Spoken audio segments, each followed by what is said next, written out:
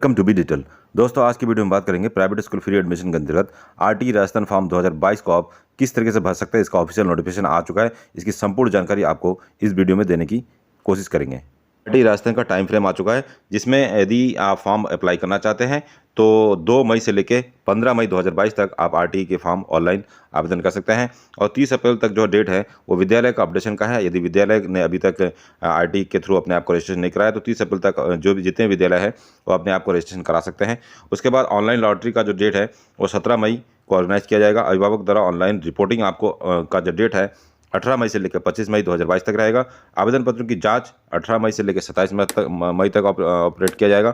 उसके बाद विद्यालय द्वारा आवेदन को करेक्शन या रिजेक्ट करने की जो तिथि है वो 18 मई 2022 से लेकर 18 जुलाई 2022 तक रहेगा। पोर्टल द्वारा उपलब्ध आरटी सीट्स पर चयन शुरू किया जाएगा 27 मई से 2022 तक। तो इस तरीके से पूरा इसका टाइम शेड्यूल आ चुका है। कुल मिला के 2 मई से आप इसका ऑनलाइन आवेदन कर सकते हैं। आरटी का जो रूल है उसमें केवल और केवल क्लास फर्स्ट में एडमिशन हो सकता है। और क्लास फर्स्ट में एडमिशन के लिए जो आपकी बच्ची की उम्र है 5 से लेकर 7 वर्ष तक के बीच में होनी चाहिए। और आयु की जो गणना होगी 31 मार्च 2022 से होगी। आपको 31 मार्च 2022 से अपनी बच्ची की डेट ऑफ बर्थ को घटाना होगा। और घटाने के बाद यदि आपकी बच्ची की डेट ऑफ बर्थ या आयु 5 से लेकर 7 वर्ष के बीच में है तब आप क्लास फर्स्ट के लिए अप्लाई कर सकते हैं। यदि एक बार कक्षा 1 में बच्चे का एडमिशन हो जाता है तो कक्षा 8 तक आरटी के अनुसार आपका बच्चा किसी भी प्राइवेट स्कूल में पढ़ सकता है। प्रवेश के लिए पात्रता आरटी अधिनियम के अंतर्गत निःशुल्क सीट पर प्रवेश के लिए बालकों की पात्रता इस प्रकार है।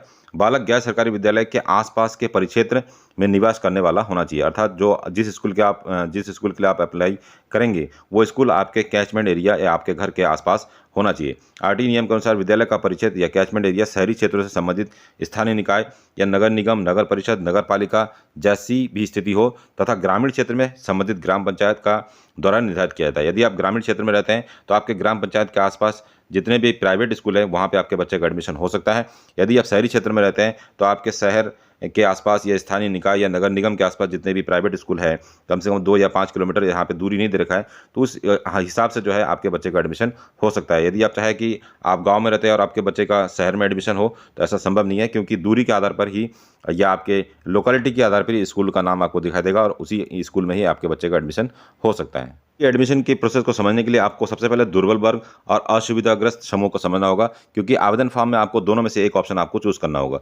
तो दुर्बल वर्ग में वो पेरेंट्स आएंगे जिनकी जो इनकम है वो 2.5 लाख रुपए से वार्षिक से कम है, तो आप दुर्बल वर्ग सेलेक्ट कर सकते हैं। या जनरली जो जनरल के कैंडिडेट है जिनके पास SC ST OBC या कोई अन्य प्रमाण पत्र नहीं है तो आप जो है दुर्बल वर्ग की कैटेगरी में आएंगे और आपको जो है 2.5 लाख से कम की इनकम दिखानी पड़ेगी, इनकम सर्टिफिकेट बनवाना पड़ेगा, तब जो है आप दुर्बल वर्ग के हिसाब से अपने फॉर्म को अप्लाई कर सकते हैं। दूसरा जो वर्ग है असुविधाग्रस्त वर्ग, इसके अंतर्गत अनुसूचित जाति, अनुसूचित जनजाति, अनाथ, HIV पॉजिटिव के बच्चे या फिर युद्ध विधवा के बच्चे, निःशक्त बालक या फिर पिछड़े वर्ग के बच्चे जो OBC के जो बच्चे होंगे उनके लिए भी 2.5 लाख की इनकम है, इनकम सर्टिफिकेट आपको बनाना पड़ेगा। या ऐसे बालक जिनके अभिभावक का नाम राज्य सरकार के ग्रामीण विकास शहरी विकास विभाग द्वारा तैयार की गई BPL या केंद्रीय या राज्य सूची में सम्मिलित है तो वो भी जो है असुविधाग्रस्त बालक या असुविधा वर्ग में आ जाएंगे। ऐसे कंडीशन में आपको इनकम सर्टिफिकेट की जरूरत नहीं पड़ेगी, केवल आप जो सर्टिफिकेट उसमें लगाएंगे इसी की जरूरत आपको पड़ेगी। जैसे यदि आप अनुसूचित जाति के तो आपको अनुसूचित जाति की सर्टिफिकेट की जरूरत पड़ेगी, चाहे आप इसको अपने बच्चे के नाम से बनवा सकते हैं या फिर आप अपने नाम से भी बनवाकर एडमिशन फॉर्म अप्लाई कर सकते हैं। कहते हैं आरटी के फॉर्म को अप्लाई करने के लिए आपके पास कौन कौन से आवश्यक दस्तावेज होने चाहिए।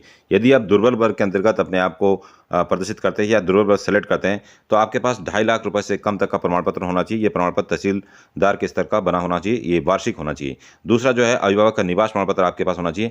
या निवास प्रमाण पत्र में आप अपने बालक का, अपने बच्चे का या फिर अभिभावक दोनों में से किसी का भी निवास प्रमाण बना सकते हैं।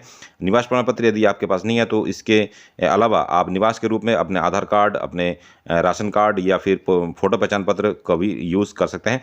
और तीसरा जो डॉक्यूमेंट है वो है बालक की आयु संबंधी दस्तावेज, जिसमें आप जो जन्म प्रमाण पत्र है उसकी आपको आवश्यकता पड़ेगी। अगला जो वर्ग है असुविधाग्रस्त समूह के जो बालक है उनके लिए आवश्यक दस्तावेज में बात करें तो बालक या अभिभावक दोनों में से किसी का भी अनुसूचित जाति का प्रमाण पत्र या अनुसूचित जनजाति में तो उसका प्रमाण पत्र। यदि आप OBC कैटेगरी में हैं तो OBC के प्रमाण पत्र के साथ साथ आपको इनकम सर्टिफिकेट की भी आवश्यकता पड़ेगी। उसके बाद बालक या अभिभावक का निवास प्रमाण पत्र की आवश्यकता पड़ेगी, दोनों में से किसी का भी निवास प्रमाण पत्र होना चाहिए। और तीसरा जो है बालक की आयु संबंधी दस्तावेज भी आपके पास होना चाहिए। इन 3 सर्टिफिकेट के आधार पर ही आप फॉर्म अप्लाई कर सकते हैं। अप्लाई करने के बाद आपको जब ये फॉर्म जमा करना होगा तो तीनों डॉक्यूमेंट आपको स्कूल में दिखाना होगा। इसके अलावा एक महत्वपूर्ण जानकारी यह है कि असुविधाग्रस्त जो समूह है उसमें बीपीएल कार्ड धारक भी आवेदन कर सकते हैं, लेकिन यहाँ पे जो बीपीएल कार्ड है वो राशन कार्ड से संबंधित नहीं है। यदि आपका नाम केंद्रीय सूची या राज्य सूची में है तो आपको ये पता कैसे चलेगा? आपको जाना होगा अपने तहसील या फिर ग्राम सेक्रेटरी के पास जाना होगा और उनसे पूछना होगा कि हमारा जो नाम है क्या केंद्रीय सूची या राज्य सूची बीपीएल का जो लिस्ट है उसमें है। अगर आपका नाम उस लिस्ट में है तो आप वहाँ से एक प्रमाण पत्र आपको बनवाना पड़ेगा और उस प्रमाण पत्र के आधार पर आप जो है अप्लाई कर सकते हैं। उस कंडीशन में आपको इनकम सर्टिफिकेट की जरूरत नहीं पड़ेगी। राजस्थान में आरटी के फॉर्म पूरी तरीके से ऑनलाइन है। 2 मई से आप इसके लिए ऑनलाइन आवेदन कर सकते हैं। आवेदन करने के बाद निर्धारित तिथि को लॉटरी ऑर्गेनाइज किया जाएगा और लॉटरी में यदि आपके बच्चे का नाम आ जाता है तो आपको संबंधित विद्यालय में इस प्रवेश या आवेदन पत्र के साथ एक प्रारूप देना होगा। इसका जो प्रारूप है कुछ इस तरीके से, जिसमें विद्यालय का नाम, जिस विद्यालय में आपके बच्चे का सिलेक्शन हुआ होगा वहाँ पे आपको लिखना होगा। कुछ बेसिक सी जानकारी है जिसमें प्रवेश हेतु कक्षा, बच्चे का नाम, लिंग, आधार, जन्म तिथि, प्रवेशार्थी के विभाग के संबंध में सूचना, ये सारी जो चीज़ें हैं जो आप पहले ही ऑनलाइन फॉर्म में अप्लाई कर चुके होंगे, इसकी जानकारी आपको देनी होगी और इस फॉर्म को संबंधित डॉक्यूमेंट के साथ आपको विद्यालय में जमा करना होगा। तो ये था आज का वीडियो पसंद आया तो वीडियो को लाइक और चैनल को सब्सक्राइब करना ना भूलें। इस वीडियो के रिगार्डिंग यदि आपको कोई और जानकारी चाहिए तो आप हमें कमेंट कर सकते हैं या फिर वीडियो के डिस्क्रिप्शन में आपको हमारे टेलीग्राम और व्हाट्सअप का संपर्क सूत्र मिल जाएगा, वहाँ से भी आप हमें संपर्क कर सकते हैं। मिलते हैं अगले एक ऐसे इंटरेस्टिंग वीडियो में, तब तक के लिए अपना ध्यान रखिए। बाय बाय, जय हिंद।